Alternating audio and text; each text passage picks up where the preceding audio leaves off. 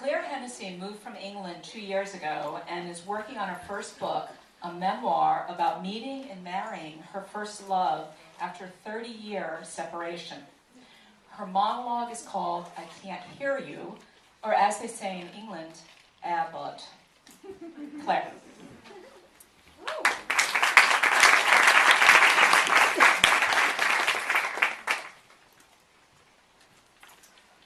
When I moved my 2 kids from England to live in America because I was getting married, I had no idea that a simple earbud, otherwise known in these parts as a Q-tip, would take on such massive importance, but also teach me a very powerful lesson.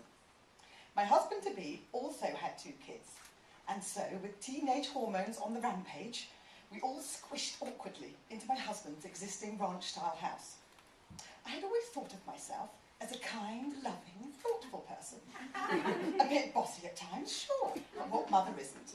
I had high hopes of being the best stepmother ever. I was sorely mistaken. My teenage stepdaughter was hostile from the moment we stepped foot on Californian soil, and I had no idea how to handle her. Hating the fact that I usurped her position as woman of the house, she rebelled in a number of ways. She went from being the only person in the house who did any washing up to the only person in the house who didn't. The enormous sink was constantly full of dirty dishes lying unwashed for days, with leftover food hardening like concrete. The bathroom was equally disgusting, with grimy bits of hair blocking the sink, flimsy G-strings lying on the floor, and tampons all over the place. But for me, the earbuds were the worst. There's just something revolting about a used Q-tip that turns my stomach, with that nasty, sticky glob of earwax glistening on the ears. Unfortunately, the earbuds didn't just end up on the bathroom floor, but all over the house. To be fair, they were mostly used for makeup rather than earwax removal, but I would find them dotted along the hallway, buried in the sofas, even on the dining room table when we were about to eat. It was like a red rag to a bull. As soon as I saw one, I'd get irritated, as if they were left lying around deliberately to annoy me. So I became the nag to end all nags, constantly harping on about all the mess. Someone once told me that the definition of insanity was saying the same thing over and over and expecting a different result. Obviously, I was completely mad. I tried to remember back when I was a teenager, and I can still picture my own revolting bedroom, with clothes piled so high that furniture went missing for weeks on end.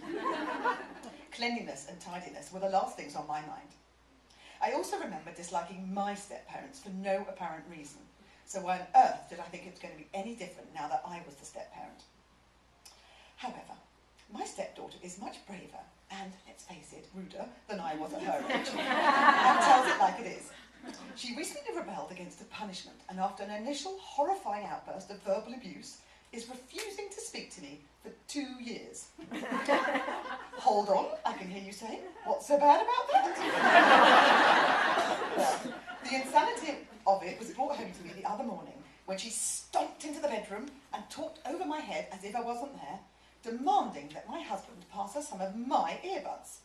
With barely a glance in my direction, completely oblivious to my silent look of indignation, he handed over my secret stash of Q-tips, and off she went, with a self-satisfied smile on her face. I wanted to kill her, I confided in my friend later. In fact, I wanted to kill them both. How dare they just take my things without asking me? Is nothing sacred? I considered banning the use of earbuds altogether. Yes, that's it, an earbud-free zone. Surely there were countries that didn't even have this double-ended cotton wool disaster. As I imagined a utopian world free of all these repellent, ear-cleaning swabs, I took a deep breath and wondered if I was being just a tad over-emotional. Was I, perhaps, letting a stupid earbud upset me a bit too much? My very wise friend took this break in my tirade to gently ask me if I knew what Q-tip stood for. No, I replied, I have no idea. What does it stand for?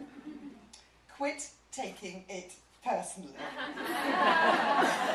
Well, that made me laugh, and I realised she was right. Good grief, things could be much worse. I would rise above it and behaved like a grown-up. Feeling a lot calmer, I walked into the kitchen to tackle the mountainous washing up, only to look in horror at, you've guessed it, another soiled earbud floating in the sink.